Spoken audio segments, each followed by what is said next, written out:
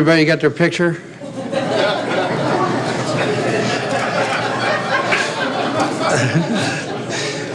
Good afternoon. My name is Walt Havenstein, and as chairman of the New Hampshire chapter of Americans for Peace, Prosperity, and Security, or APPS for short, I'm pleased to welcome you to our third forum on national security and foreign policy.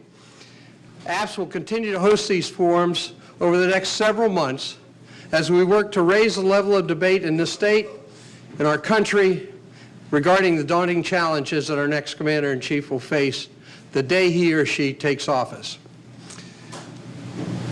But for those of you who know me, we start our meetings one way. And if you would all stand and join me in the Pledge of Allegiance, I'd appreciate it.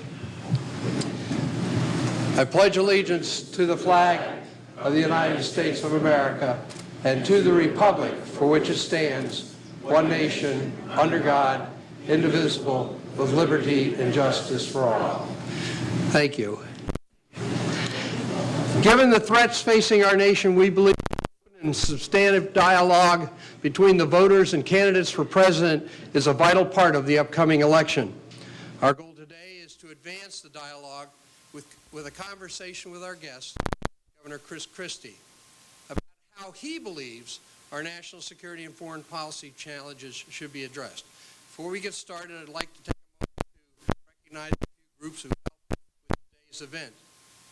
First, I'd like to thank Mike Hickey and the folks at UNH Manchester who have been gracious hosts for this forum and for other forums, and for the hard work and professionalism the team here at UNH Manchester has exhibited.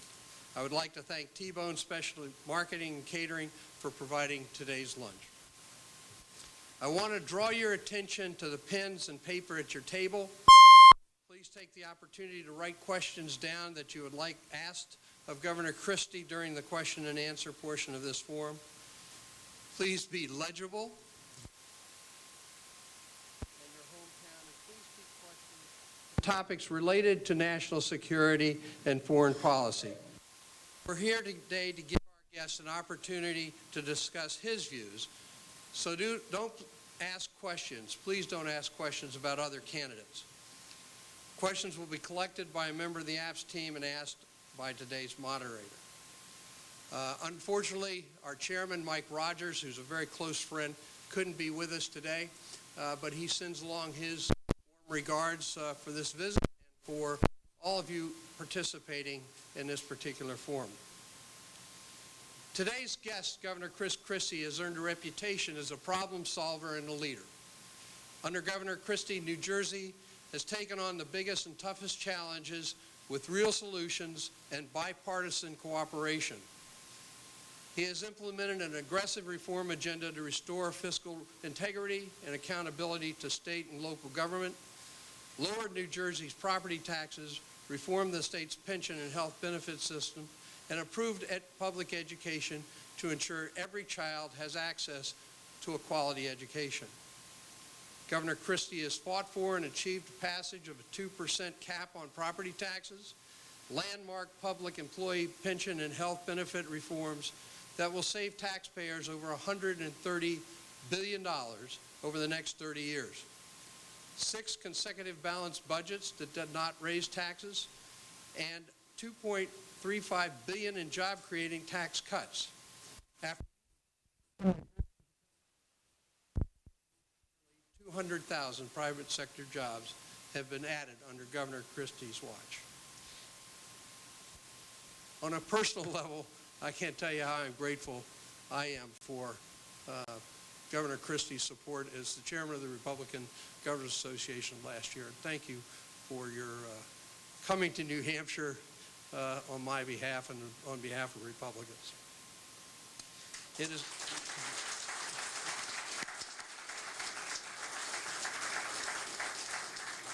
So it is a distinct honor and pleasure to introduce today's guest, Governor Christie from New Jersey.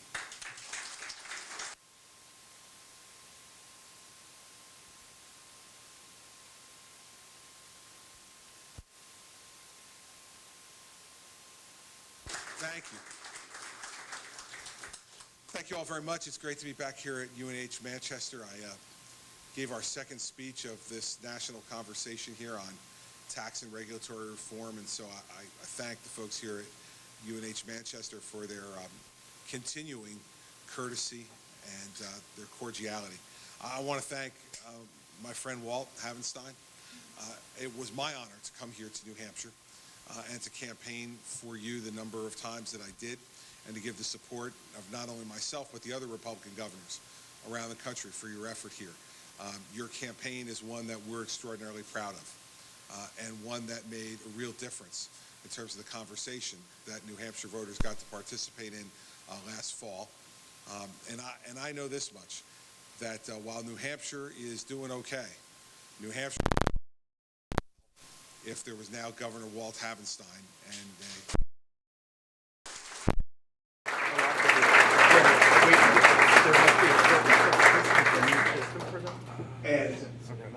First Lady of New Hampshire. You're amongst my favorites in America, and so it's great to see Judy again as well. And I bring regards to both of you from Mary Pat, our home with our children. I don't want to speak too long today off the top. I want to leave the majority of the time for your questions, to talk about our role in the world and the challenges that face us, but also the opportunities that are here as well. You know, in a presidency that, in my opinion, with all due respect to the president, has been generally disappointing, that has overpromised and underdelivered, that the worst thing I think this president has done in his 7 years now nearly as president is the agreement he reached with Iran 2 weeks ago yesterday. And I say that because I believe that it's going to lead to a fundamental upending of nuclear deterrence in our world over the last 70 years. What the president has done and Secretary Kerry has done in coming to this agreement is to decide that a bad deal is better than no deal at all. Now, when this started, my view was America wanted a deal with Iran, and Iran needed a deal with the rest of the world. The way the negotiations have ended, it appears that America needed a deal with Iran, and Iran just wanted a deal with the rest of the world. There are lots of different things we could talk about this deal. The 5-year lifting on conventional weapons embargo, the 8-year lifting of the technology towards ballistic missile development, that's all contained within this agreement. But the worst part of it is that the President of the United States stood in front of us 2 weeks ago and just didn't tell us the truth. The fundamental underpinning of this agreement, the President himself said, was that it was not based upon trust of the Iranians, it was based upon verification. And he stood before us 2 weeks ago and said, we can have inspections anytime, anywhere. As it turns out, when you read the fine print of the agreement, his idea of anytime, anywhere is significantly different than the common understanding of those words in our language. Let me give you an example. If there's a place, a location within Iran where we believe there may be cheating going on in the agreement and we request an inspection, if you listen to anytime, anywhere, you would think that means anywhere, this place, anytime, right now. No. Under the agreement, what it means is that the Iranians can then object, and if they do, then it goes to an arbitration panel. And that arbitration panel, where Iran has a vote, then has up to 24 days to make their decision. Hardly seems like anytime, anywhere. And I would say, from my experience as a prosecutor, I think it's analogous to this. If, as U.S. Attorney for New Jersey, I had evidence that someone in this audience was committing a crime, and that there was probable cause that that crime was being committed. So I went to a court and got a search warrant. The judge reviewed it, approved the search warrant based upon the probable cause I presented, and I then came to your home and knocked on the front door and said, I have a search warrant to search your home because I believe criminal conduct is occurring here or evidence exists to support it, and I'll be back in 24 days to search your home.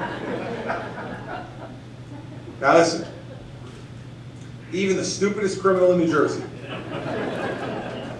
if I gave them 24 days before I was coming back to look for the evidence, would be able to figure out how to get it out of there before I came back. And by the way, just as an aside, we pride ourselves in New Jersey in having some of the stupidest criminals in America. But even there, the stupidest criminal would find a way to move that evidence out before I came back. Here's the bad news for America's national security. The Iranians are far from stupid. Far from stupid.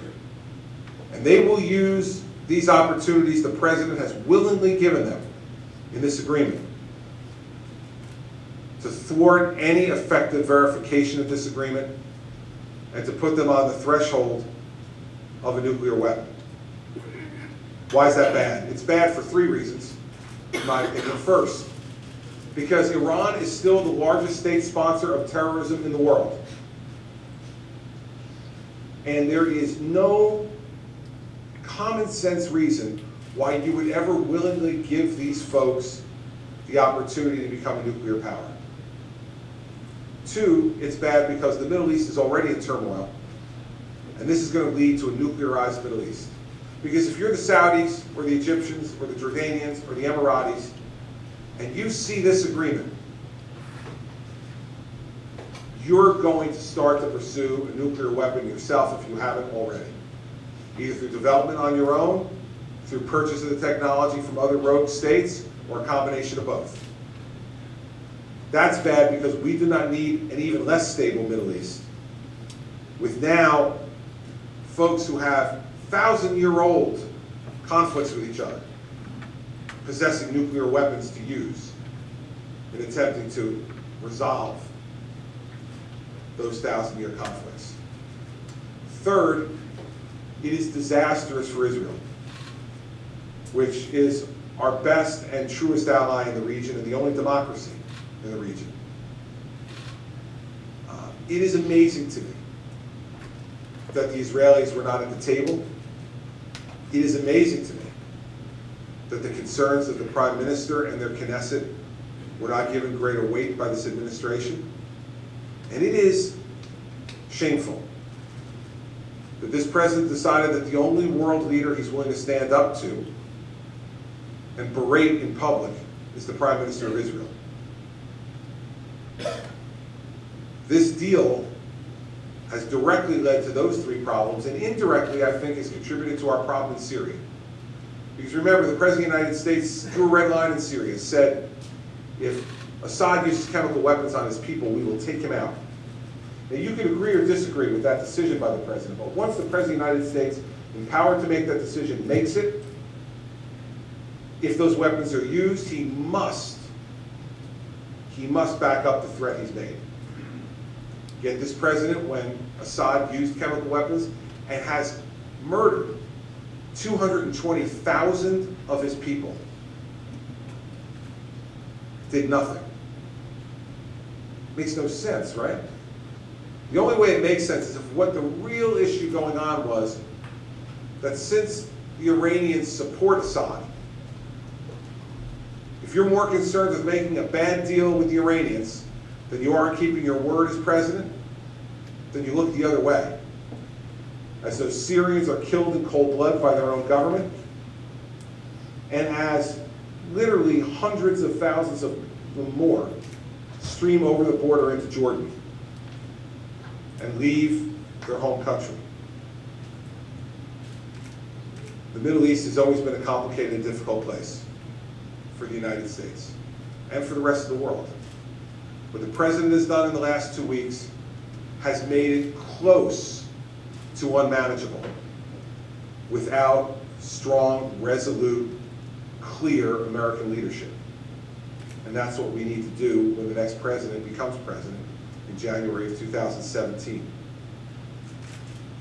The second thing I just want to emphasize to you, and then happy to take your questions, is that absolutely interwoven into any discussion in these days of our national security and our military has to be a discussion of our national intelligence capability. It has become a more complicated and difficult world. In fact, I want to alert you all, I'm about to have a historic moment in front of you.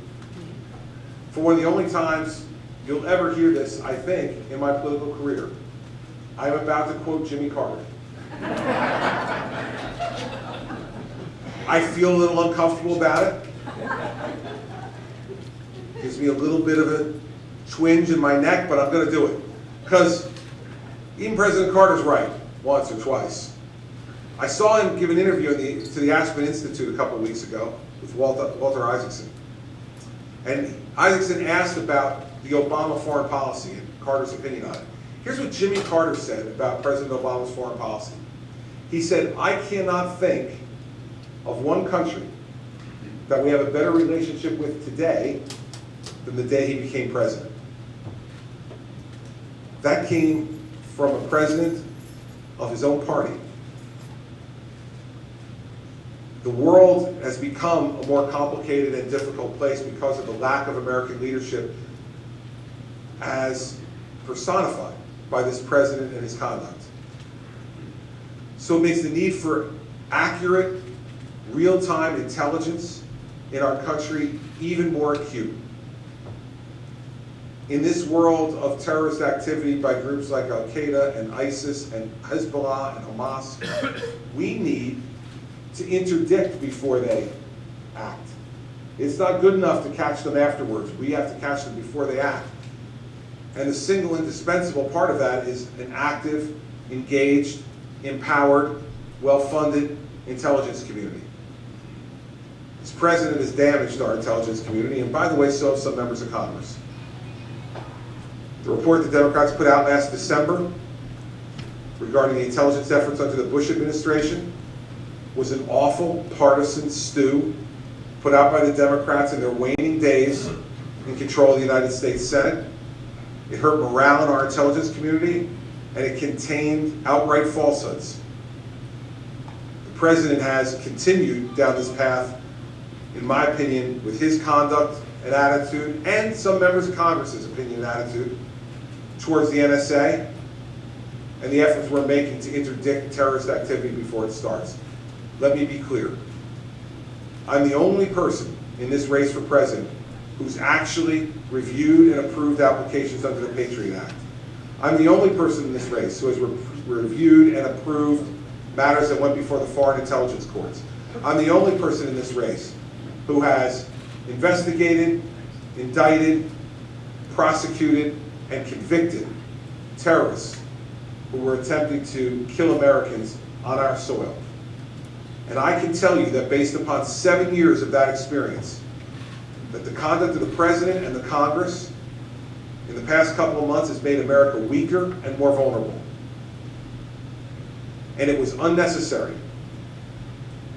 We have the ability to be able to protect people's civil liberties while also getting real-time intelligence in the hands of our government officials who can make the judgment about what conduct needs to be taken as a result of that information. And anyone who tells you differently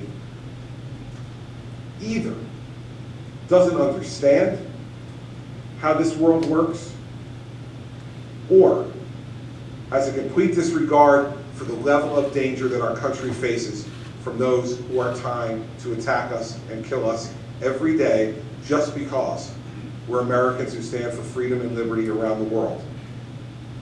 And so if I were president, I would urge the reversal of those policies. I would fund our intelligence capability much greater than it's funded today. And I would say to the members of Congress,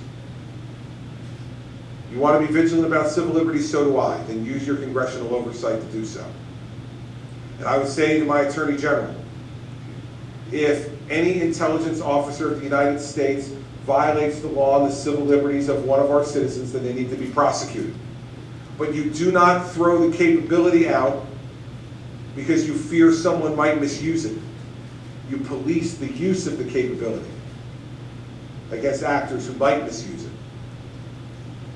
And so we need to be serious about our intelligence capability, ladies and gentlemen. We can build our military to a stronger level, which I advocate. We can build better alliances around the world, which I will do. And we can be clear with our adversaries around the world about the limits of our patience. But all of that will only partially do the job if we don't have a vigorous, capable intelligence operation around the world. Those are the things that we need to do, in my view, to begin to rebuild America's image around the world, our ability to defend ourselves, and our ability to be a positive force for our allies around the world. I want to end with this. I have no interest in the young men and women of the United States of America being the world's policemen. But I also have no interest in being President of the United States at a time where America is not the world's leader. And there's a difference between the two. Our allies around the world want American leadership. They need American leadership. We need to work with them and then lead, because that's what a great nation does. And as for our adversaries around the world, if I'm President of the United States come January of 2017, nothing will happen in this world based upon misunderstanding. Lots of things people can say about me, but being misunderstood is typically not one of them. I speak in rather plain and direct English that probably any translator around the world will be able to understand and translate very quickly. And that is not meant to intimidate our adversaries. It's meant to inform them so that they know the true limits of America's patience, and they know what our willingness will be to help them if in fact they're working in a way that promotes freedom and security around the world. So that's why I was so excited when Walt gave me the opportunity to come here and to speak to all of you folks who are obviously concerned about these issues in our country. And I look forward to taking your questions as we move forward from here. Thank you for your time today. I appreciate it.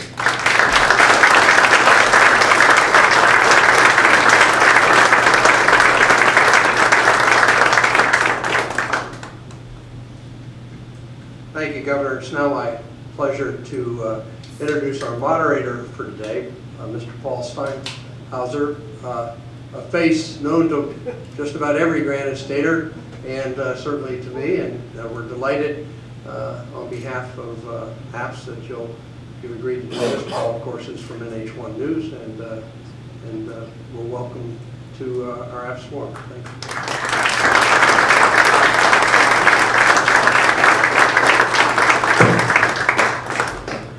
Well, thank you very much. It was a pleasure covering your campaign last year. Saw a lot of this guy up here doing that.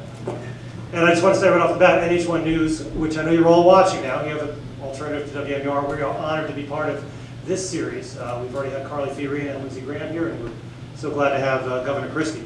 Let me start right off the bat with something you were just talking about, Iran. As I was driving into work this morning, I heard a Chris Christie commercial. Surprise, right? We've heard a lot of those lately, so we like that. You were talking about the Iran nuclear deal, and you were criticizing it as you just were. If you were president right now, what would your deal be like with Iran? Well, first off, we would have walked away months ago.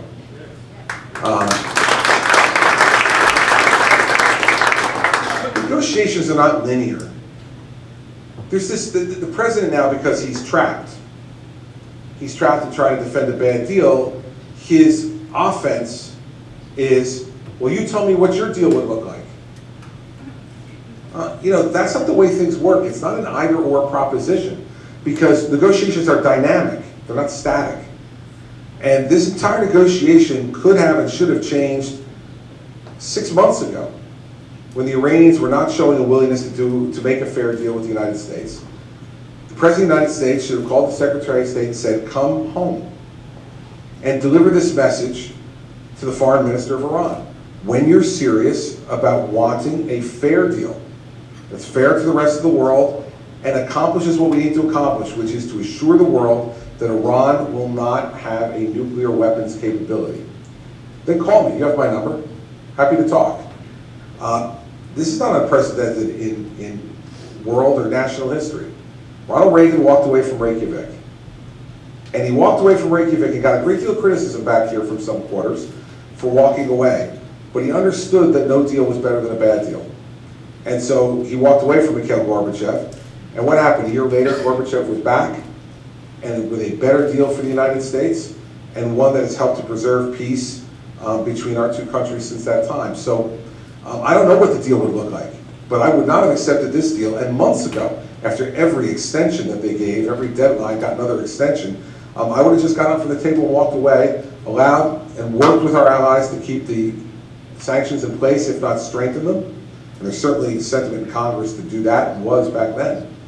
And then see how the Iranians react. Remember, the premise of this negotiation from the beginning was that America wanted a deal, but Iran needed a deal because of the damage to their economy that was being done by worldwide sanctions, because of their misconduct in the nuclear area, and because of their terrorist activity. So that's what I would have done. I would have walked away from the table. And then what would happen after that, I'm not exactly sure. But, you know, again, negotiation is a dynamic thing. And this is whether you're negotiating a nuclear arms deal or buying a car. You walk into the showroom, you get your final offer, and if it's not the dollar amount you want to pay, if you keep hanging around, they know they got you. Get up, walk out of the showroom, you come back 2 days later, car will probably still be there. And they might take you a little more seriously then too. We're getting a lot of great questions from everybody here, and we thank you for that. And one of them is related to this topic. Would you stand in the way if Israel acts unilaterally to destroy Iran's nuclear facilities? And if not, what would you do? We don't have the right to stop Israel from acting in what they believe to be their national interest, any more than Israel has a right to tell us. They're allies and they're friends, and so I would hope we would have consultation and conversation. That's what good friends do. But no, do I believe the United States should unilaterally stop Israel? The answer is no, because Israel has an absolute right at self-determination and to defend itself. And as president, I would hope to have the type of, and I expect I would, have the type of relationship with Prime Minister Netanyahu, that would not necessarily come as a surprise to me. And that we would have conversations before anything like that would happen. Before we move to other topics, one final question. A couple of your rivals, I believe now for the nomination, have said if they were elected president, they would scrap the deal on day one. What is your thought? If you were in the White House in January 2017, what would you do with this deal? Listen, it's an awful deal, and it's a deal that never should have been agreed to. But before I commit to what I'm going to do on this deal on January 20th of 2017, let's see what the world looks like on January 20th of 2017. Let's see where our allies are positioned. Let's be smart about this. It wouldn't take me long, but I think events are changing so rapidly that you have to see what the world looks like then and how you would go about doing it.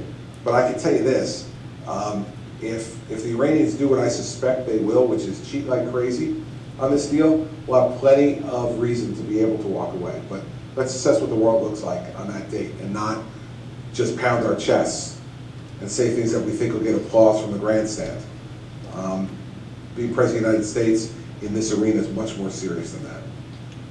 It's a question from Bill Troy from Acton, Massachusetts. We like people coming over the border. Yes, who's the bigger threat, China or Russia over the next 10 years? Russia. Russia's a bigger threat over the next 10 years because their economy is in such bad shape. And in countries, and I don't see any reason at the moment why oil prices will go up.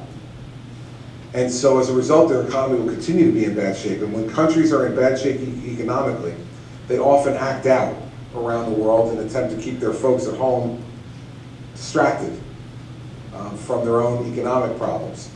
And so I think over the next 10 years that Russia is a greater threat. And I want to note at this point that 4 years ago, Mitt Romney said in a debate with the president that Russia was a great threat to us, and the president mocked him and said the 1970s are calling and asking for their foreign policy back. It was a cute line, one that the president couldn't use now.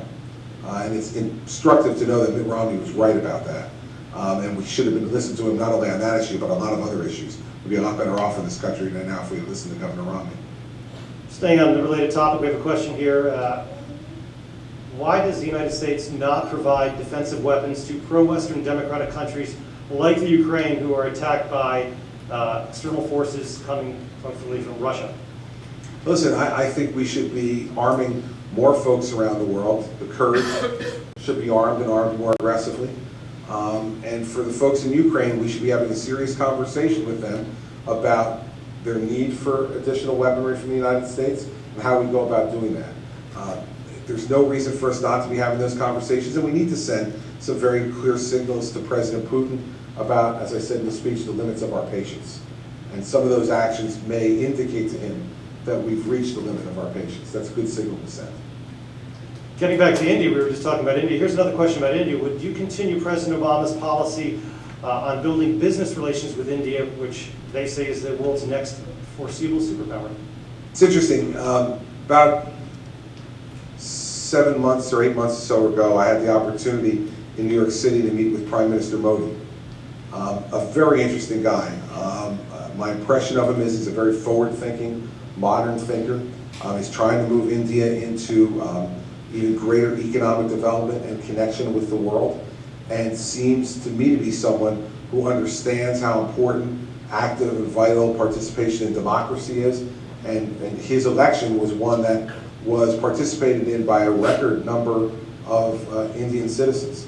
And so I think it would be real smart for us to continue into conversations with and cooperation with India on those issues, because I think we have a prime minister, at least from my initial impression, that's interested in having a real strong relationship with the United States, making that relationship even stronger, and to benefit from each other economically. And it is a huge market for American products as well. You were discussing this in your initial comments, and we're talking about the funding, military funding. This question coming from Brad Cook in Manchester. Brad, where are you? Because you're a native of Glen Ridge, New Jersey, it says right here. Want to say hello? There we go. All right. You go there. Perfect. Well, Brad asked, given the debt and deficit problems threatening the U.S., how can we fund our foreign policy and defense needs? We have to reapportion the spending that we have, and we have to take on entitlement reform. If we don't do those things, right now, entitlements and debt service in our country are 71% of federal spending. We continue down that path, we're not going to have any money to spend on anything else.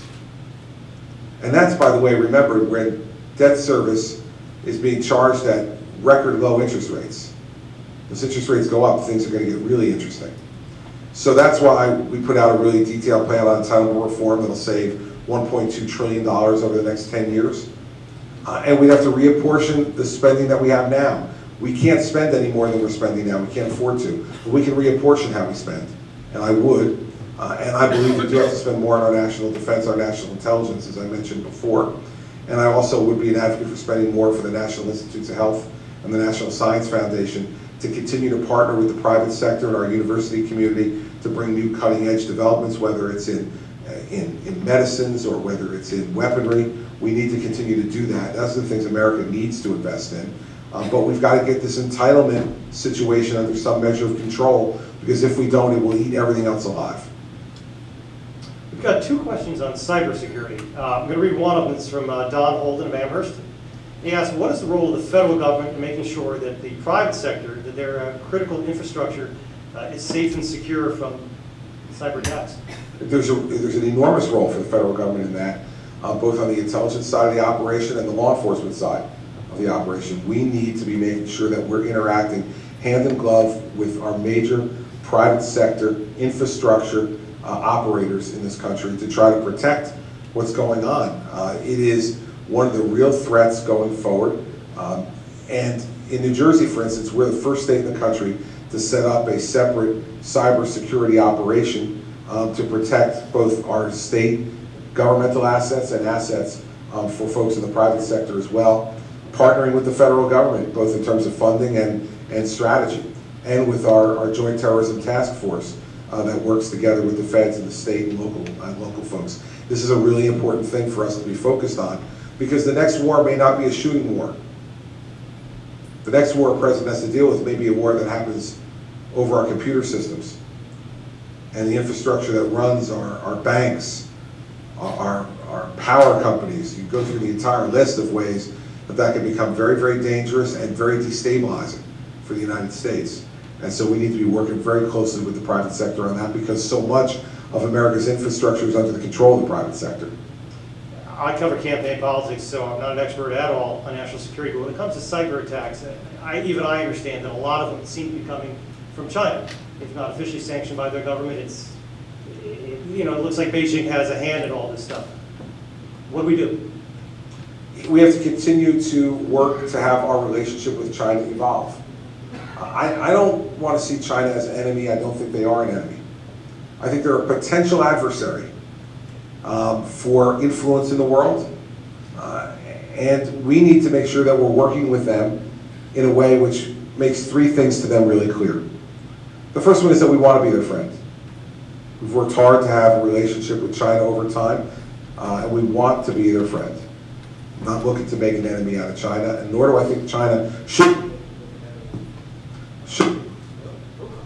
Want to try this one? Nor do. And that's. Yeah, that was. I guess I didn't like my answer. I guess not. Nor do I think, I'm usually not in trouble being heard. Nor do I think that China should want to make an enemy of us. We're an enormous market for them as well. If they're trying to grow their economy and a vibrant middle class, they need American markets and access to American markets to be able to do that. Second, we need to make sure that we're continuing to have regular communication with the Chinese that's set out very clearly what our goals and objectives are, and to keep quiet every once in a while and listen. Let's listen to what the Chinese goals and objectives are. See the places where those can be married, and then anticipate the conflicts. And third, and I use this phrase again because I think it's very important, we have to be very clear to the Chinese once we discover those conflicts, is to let them know the limits of our patience. They need to understand that if you want to have a good relationship, that's fine, we don't have to agree on every issue, but what we do have to do is have respect for each other's sovereignty. And cyber attacks against the United States that are headquartered out of Chinese is an attack on American sovereignty. And we're not attacking Chinese sovereignty, and as president I would make clear to the leaders in China that those type of things are not going to be received well here. And so they need to measure twice and cut once if they're thinking about participating in those kind of things. I think, but all three of those things have to be part of your approach to China. If you're just belligerent, that's not going to help. And if you don't talk to them specifically about the things that are out of bounds, then you leave yourself open for misunderstanding. You don't want misunderstanding. We give it, this seems to be working out. That's because you have it in your hand. Yeah.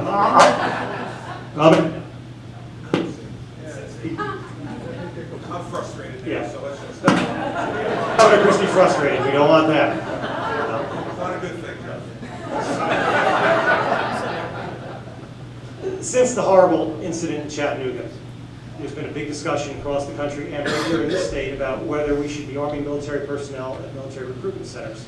I think you all know in this room what's going on here and what the National Guard and the governor have said. I want to hear your thoughts on this. I know you've been talking about it down in New Jersey. I'm pretty sure we should be. And we trust these men and women with the most sophisticated, lethal weapons that man has ever developed. Yet we're not going to trust them with a handgun and a sidearm to be able to defend themselves? Doesn't seem to make sense to me. And the world has changed and evolved since George Bush 41 made this decision back in the early 1990s. That's pre-9/11. That's pre-level of terrorist activity that we have. That's pre the first World Trade Center bomb. So the world has changed. And so it's not a criticism of President Bush, it's just an acknowledgement that the world has changed, that the mere wearing of a uniform of the American military now makes you retarded. We need to acknowledge that the world has changed. We don't need to like it.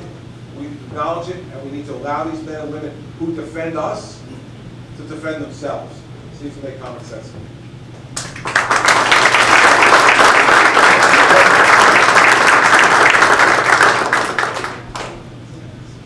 National security, I think, kind of covers another topic that is very hot right now in the battle for the GOP nomination, and that is border security and what to do about the problems of illegal immigration in this country.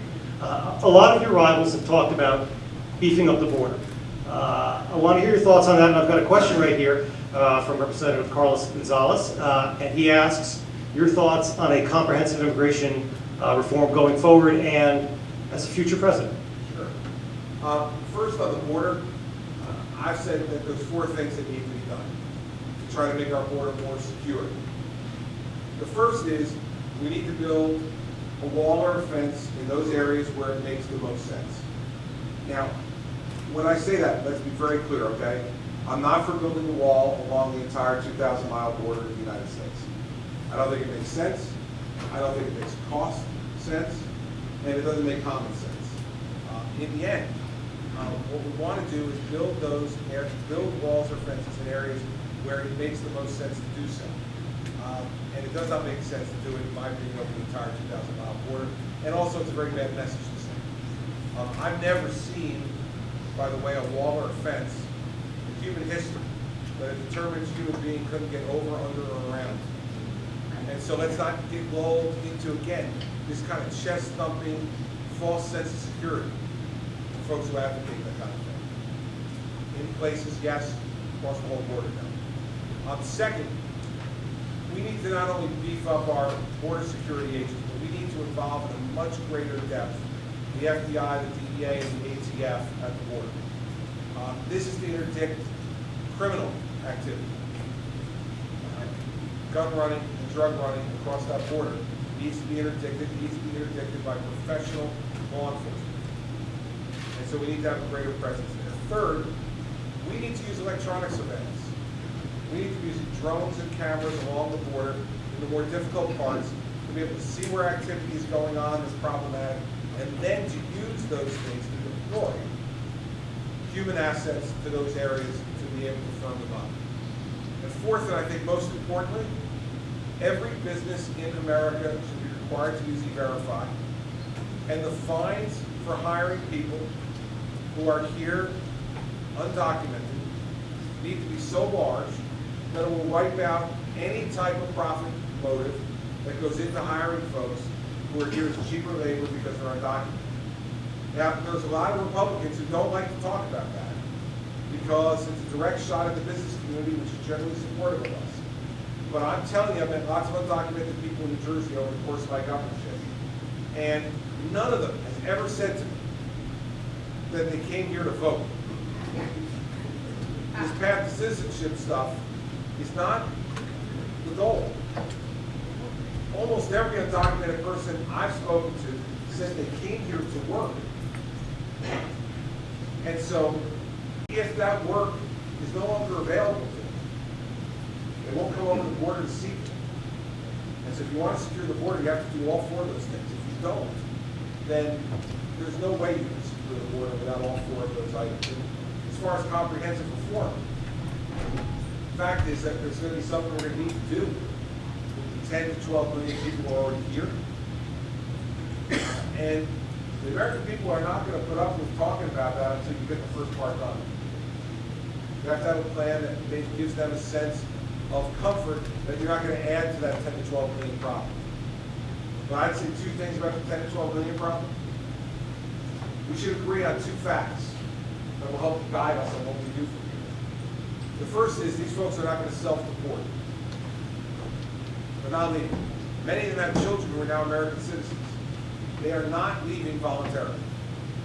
Second, I can tell you from a law enforcement perspective that there are not enough local, county, state, and federal law enforcement officers combined in the entire country to be able to forcibly deport 10 to 12 million people. So if both of those things make factual sense to you, whether you like them or not, whether you're happy about them or not, if you say, no, that's the truth, then it gives us a very narrow lane of what's left available for us to do regarding these folks. So let's see if we can have agreement on border security. Let's see if we can have agreement on what the range of options are for the folks who are already here. And then the last piece is, let's not, as the Republican Party, be the anti-immigration party. We're not. We're not the anti-immigration party.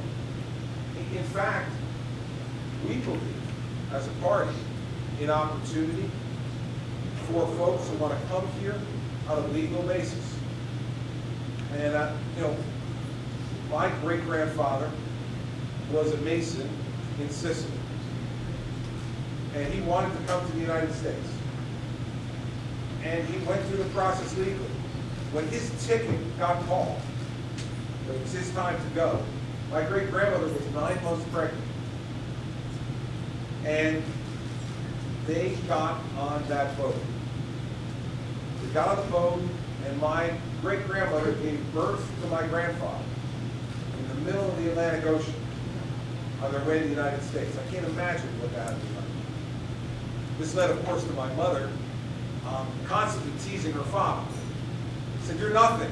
You're not Italian. You're not American. You were born in the middle of the ocean." My grandfather died when I was about 9 years old, so I have very few memories of him, very vivid memories. That's one of them.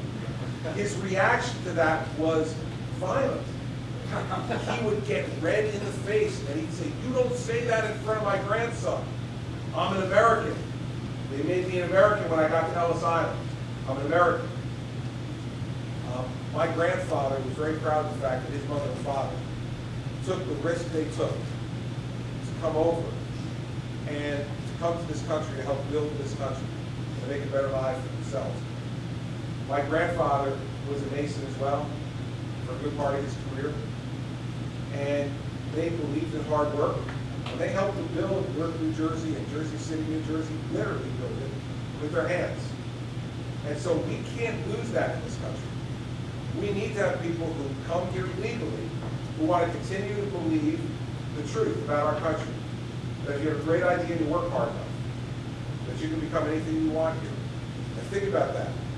2 generations removed from the guy who was born on the boat on the way over, his grandson's running for president of the United States. We don't ever want to lose that in this country.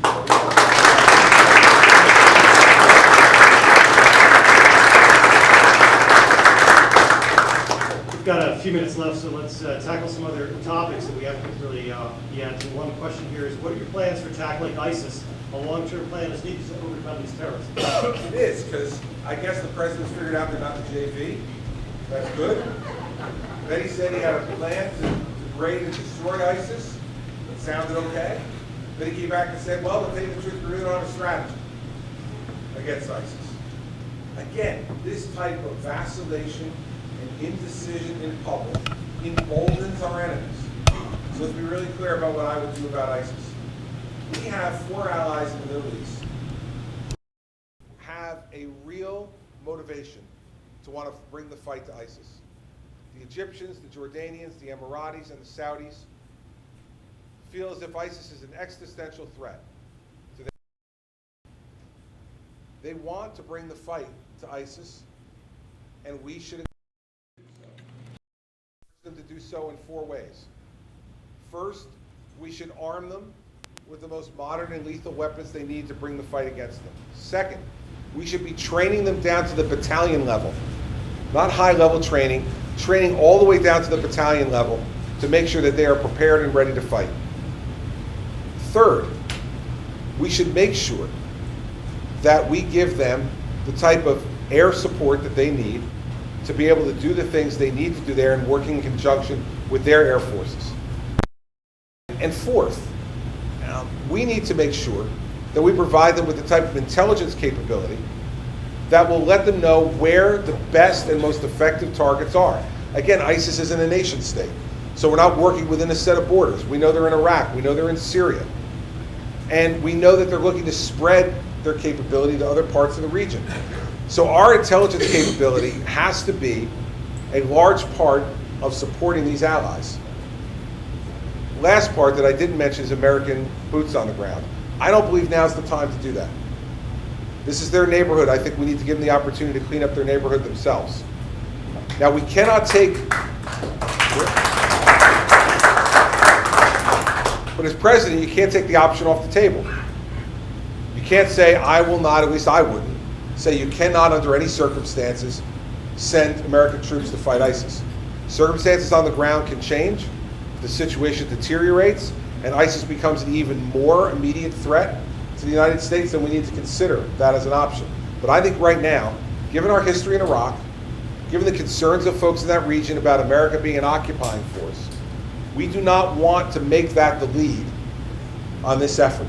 We want the lead to come from the Jordanians and the Egyptians and the Saudis and the Emiratis. We want them to take the lead, but they need to know that we're not going to back off our support of them the first time the poll numbers go down.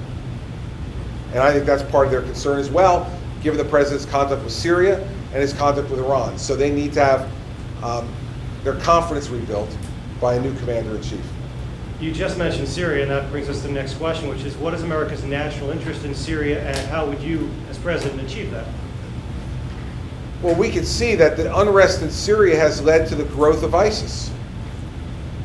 And so, again, these things are not necessarily done in a linear way. But it's dynamic. So world events occur, other people react, and then we have a whole new circumstance that we never thought we were going to deal with before. I also do think that the American people have an interest in preventing genocide around the world. And the fact is that 220,000 Syrians have now been killed by their own government, after the President of the United States said he wouldn't let it happen. We need to understand that America's role as a leader in the world also calls us to be able to try to make sure that folks in the world who are the subject of genocide are protected, and that we deal with those countries in a way that will make it clear to others that this type of genocide is unacceptable. So our interest is not only in trying to contain and ultimately roll back ISIS by acting aggressively in Syria, supporting forces in Syria that are opposed to the government and opposed to ISIS's activity, but also we need to send a clear signal to the world that America and its allies, by the way, do not want to see this type of genocide happening in the world. If you just look at what's happened to Jordan because of the Syrian situation, hundreds of thousands of Syrians pouring over the Jordanian border. This is after the Jordanians took on significant Iraqi refugees and, over the course of time, significant Palestinian refugees. We have to be careful about what happens with Jordan. They're a great ally of this country, and we can't expect that they're going to continue to be able to take this. So the national interest in Syria is, hundreds of thousands of Syrians pour over the Jordanian border. If they were ever to destabilize the Jordanian regime, what replaces that? And what will those folks have as an attitude towards the United States? So this is why we need a much more strategic approach to our foreign policy. My concern about the president, beside the fact that he hasn't kept his word, is that he's incredibly tactical. And what I mean is there's not an overarching strategy of how to approach the world. It's all one-offs. Well, I want an Iranian deal, so I won't press on Syria. Or today, I think Syrian genocide is bad, so I'll press on that. Well, now, I want to make sure that the Israelis like me, so I'll do that. But no, that now got the Iranians mad, so now let's go back to that. The president's foreign policy is like a pinball in a bad pinball machine. It's bouncing all over the place unwittingly, because he doesn't understand, apparently, that when you shoot the pinball up into the machine and it bounces off one of the bumpers, you don't know where it's going. Sometimes it bounces back down at you, you got to hit it with the flippers. Sometimes it bounces all the way back up. The president doesn't understand that. That's why you have to have an overall strategy for dealing with these things. Not a tactical one-off strategy, which he's had all around the world. So the national interest in Syria is because we have an interest in the region. And the Syrian unrest has led to an effect in other countries in the region because of the emboldening of ISIS and the strain that it puts on allies like Jordan and others. So that's the interest, I think. Move us from the Middle East to Europe, and this is a question that hasn't gotten a lot of play here in the U.S. The Greek economy is a big headline. What are your thoughts on what's happening over there and the threat to us? The threat to us is ourselves. We better not become Greece. And we're heading in that direction. We're heading in that direction given the percentage of debt to GDP. So the first thing is, Greece should be a cautionary tale for us. We should take a look at Greece and know we don't get our house in order, we don't deal with entitlements, we don't deal with economic growth in this country, that's where we'll be. I don't think the Greek economy is a big enough economy to be a direct threat to the United States economy. But if the European Union doesn't hold Greece to its deal, a further degrading of the European Union and its economy could certainly have an effect on the American economy. So I think I think Greece is the canary in the coal mine. It's letting us know what could happen if we're not attentive, both to ourselves and to others in the European Union. So I think it's in the American interest to continue to talk with the leaders of the EU to make sure that they're going to be steadfast about the deal they just got the Greeks to agree to, and make sure that that leads to a greater sense of stability both in Greece and across the EU. That's where it's a threat to us. And secondly, we should really take a good, long, hard look at what's happening in Greece and the effect on the Greek people. We don't want to go down that road in the United States. And the effect on the world economy if the United States headed down that road is unfathomable. So I think that's the significance of Greece at the moment, more as a cautionary tale for us and as something for us to pay close attention to and communicate with the EU about in terms of holding them to the deal they've made. We have time for one more. Let me bring it back home. I think we all remember it was about 10 years ago, that massive power outage in the Northeast, from the Midwest all the way right here to New England. Karen Tessman asked, how would you secure our electric grid if you were president? Well, I think that no matter what you do, it's got to be a joint effort between the private sector and the government. This goes back very much to the cyber situation we were talking about earlier, because one of the ways they can attack us is by attacking our electrical grid. So much of our economy is now based upon our ability to provide constant and reliable power. But that is certainly a significant way that folks can create great disarray and fear inside our country. We remember 10 years ago, I was U.S. attorney at the time, and we immediately thought terrorism when the lights went out. It's where the world's become different too. We're oriented differently. But the fact is that the way to secure this is to have a strong, stable partnership with the private sector who is administering that grid, and to make sure that we continue to invest in the research and development, both of the government and the private sector, to try to stay a half a step or one step ahead of the folks who are trying to shut us down. That's going to take investment. And that's why your question was a really good one. I mean, the investments we need to make now for our national security are broader than just weapons. They're on issues like this. And if we don't reconfigure the spending and how we do it in this country, we're either going to lead ourselves to be, an even higher taxed nation, which will have an inevitable drag on the economic growth of our country, or we're going to leave ourselves wide open to the type of attacks that can be truly destabilizing in our country. So to me, it's got to be a partnership with the private sector, and it's got to be something where we're investing as a government significant money in the development of the technology that keeps us a half a step or a full step ahead of those who are trying to injure us. And that's going to be a constant fight. That's not ending anytime soon. As the weapons of cyber warfare become more sophisticated, our defenses have to become more sophisticated too, and I think they can be. But it's going to take a lot of work and an investment of resources and money on our part.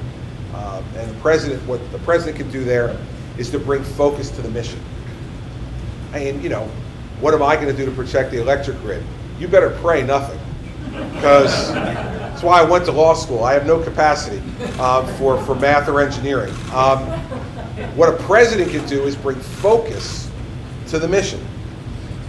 John Kennedy had no idea how we were going to get a man to the moon and back in the early 1960s when he said we'd do it by the end of the 1960s. But what he brought were resources and focus to a mission. And then those people who didn't know how to go about that did it. Don't misinterpret what a president can and can't do. I'm not going to protect the grid. But I am going to lead and inspire a group of people in the public and private sector to make sure that we stay ahead of those folks who want to do us harm. That's what a president really is able to do, to lay out the priorities for the American people in a direct and understandable way, so that they then can say to their elected representatives, we like that, let's go do it. That's what leadership is. That's what we'll do on that issue and dozens of other issues, I suspect, in the time that I'll get a chance to be president of the United States. Here is something a president can do, and that's restore diplomatic relations, I guess, with the country. And I'm bringing up Cuba. It's been in the news a lot lately. How do you feel about the president's actions? And if you were in the White House, would you continue those relations, or would you end them? First of all, the president's dead wrong to do this. Not to negotiate with Cuba, But if Cuba wants to be part of the civilized world, then they need to be civilized. And they're not. I will tell you, this is personal to me. 40 years or so ago, a New Jersey state trooper was shot and killed in cold blood by a woman named Joanne Chesimard. She was arrested, remember the Black Panther Party? She was arrested, tried, and convicted for murder and sent to jail. The Black Panther Party, while she was being transferred to another prison, broke her out. She escaped to Cuba. She's been a fugitive in Cuba for most of the last 40 years, supported and paid by the Cuban government, and held up as somehow an example of American imperialism. She's a murderer. And she's in the top 10 most wanted domestic terrorists put out by this president's FBI. While she's on that list and living in that country, this president takes Cuba off the terrorist watch list. While that family of that murdered state trooper still sits at home mourning their husband and their father, this president's going to send American tourists to spend money to put in the hands of the Castro regime, which has supported these folks. Now, if the president wants them to be serious about being civilized, send Joanne Chesimard home. Let there be some free and open ownership of property by your people. Because let me tell you, every American tourist that goes down there, you're giving money to the Castro regime. The hotels, the restaurants are all owned by the cronies of the Castro regime. And if you think that you're going to do some great thing for the folks who are working down there, remember something. You're bringing dollars down, and those folks are going to be paid in Cuban pesos. And the difference between those two are going to be kept by the Castro regime. So I'm all for having real discussions with Cuba about bringing them back into the group of civilized nations. Once they show, give us some indication that they're going to be civilized. Last piece of it is, think about the fact that all this is going on with a Cuban government that doesn't allow access to the internet for their people, with a Cuban government that has taken the position now that the president's normalizing relations. Now they want Guantanamo back, and Raul Castro said they want reparations for the economic embargo. This is the president's negotiating style. He gives you his shirt, and then they ask for your pants. And he's giving it. I mean, it is outrageous to me. Couldn't you see that coming? If you give them normalization of relations and an embassy without anything in return, he's looking at it going, we got a live one here. Let's see what else I can get.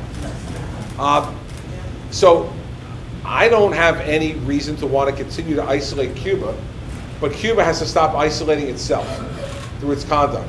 And as President of the United States, would I end it? You bet I'd end it.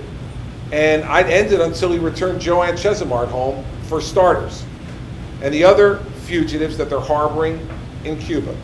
You want to be a civilized country?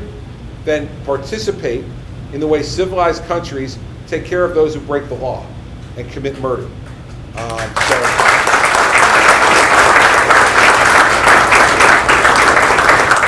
fact, it's the only I said during the speech that quoted President Carter saying that he can't think of one country that we actually have a better relationship with today than we did when President Obama started. We should amend that. It's Cuba. Cuba's the one country we have a better relationship with. And I can't imagine that the president, when there's time to reflect upon this in history, is going to be proud of that legacy, especially when they're harboring murderers of American law enforcement officers down there and leaving the families home to mourn. Governor, thank you very much for joining us. I think that brings it to the end of this session. We really appreciate you joining us today on behalf of APPS and the University of New Hampshire, Manchester, and NH1 News. We appreciate you being here. Walt, are you coming back? Okay.